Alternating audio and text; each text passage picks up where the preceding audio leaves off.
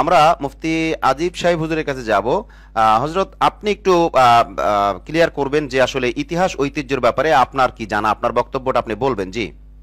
আসসালামু আলাইকুম ওয়া রাহমাতুল্লাহি ওয়া বারাকাতুহু। ওয়ালাইকুম আসসালাম ওয়া রাহমাতুল্লাহ। নাহমাদুহু ওয়া নুসাল্লি আলা রাসূলিল কারীম। জমায়ে মাহফিল, এটা আমরা জানি একটি ঐতিহ্যবাহী মাহফিল, ঐতিহ্যবাহী প্রোগ্রাম, যেখানে আমরা বলতে পারি যে বিশ্বের একটা অন্যতম শ্রেষ্ঠ গণজমায়েত।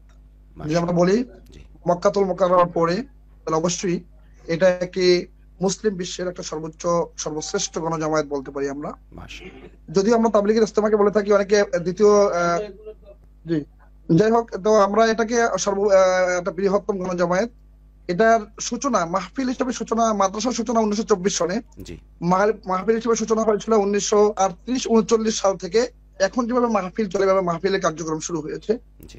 এমনি 1924 সন থেকে জি। চরমোনাই মাদ্রাসার কার্যক্রম, চরমোনাই মাদ্রাসা প্রতিষ্ঠা করেছেন আসসালামু রহমাতুল্লাহ আলাইহি। তখন মাহফিলও ছিল, কিন্তু এখন যেভাবে মাহফিলটা হচ্ছে নিয়মতান্ত্রিক, এইভাবে মাহফিলের কার্যক্রম, এইভাবে 24 ঘন্টা রুটিন মোতাবেক কার্যক্রম শুরু হয়েছিল 1938-39 সন থেকে।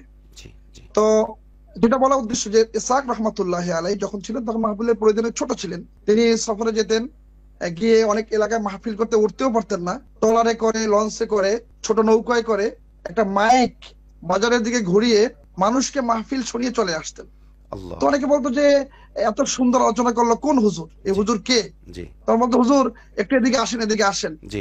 তখন হুজুর এলাকায় যেতেন, জি। গিয়ে দাওয়াত দিতেন এবং এই মাহফিলের জন্য জি। 24 ঘন্টার তালিমের ব্যবস্থা করতেন। জি। আর এই 24 ঘন্টা এখানে থাকার মাধ্যমে, জেকেরের মাধ্যমে একটা মানুষ যে পরিপূর্ণ মানুষ হিসেবে রূপান্তরিত হতো।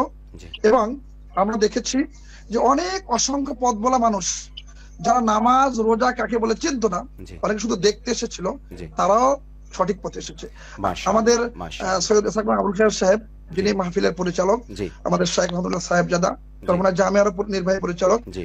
তিনি রয়েছেন, তিনি এসেছেন লাইভে। এবার তার কথাগুলো শুনুন।